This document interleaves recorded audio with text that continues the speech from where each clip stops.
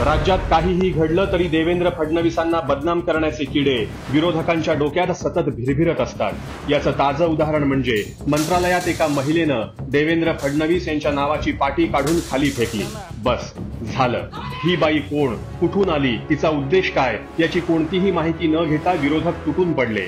महाराष्ट्रातल्या तमाम लाडक्या बहिणी नाराज आहेत अशी राळ उठवली, पण देवेंद्र फडणवीसांसारख्या शांत संयमी नेत्याने यावरही अत्यंत संयमी उत्तर दिलं। एखाद्या उद्विग्नतेनं तिने ते केलं का, काही तिची व्यथा आहे का, निश्चितपणे आम्ही समजून घेऊ, ती व्यथा दूर करण्याचा प्रयत्न करू। लाडक्या बहिणीचा राग अनावर झाला अशी टीका विरोधक करतायत। विरोधक जे आहेत ना, इतके निराश आहेत, हताश आहेत, त्यांच्याकडे मुद्दे देखील उरलेले नाहीत।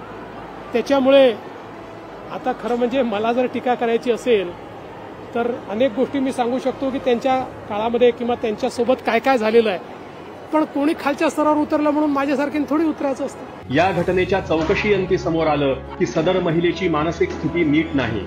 देवाभाऊंकडे आलेल्या या महिलेला योग्य मदत मिळणारच याची खात्री आहे, पण ही साधी घटना आपले डोळे उघडणारी आहे।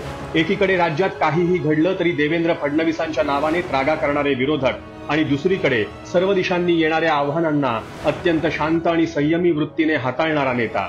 असा नेताच घडवू शकतो उज्ज्वल महाराष्ट्र, आपला महाराष्ट्र।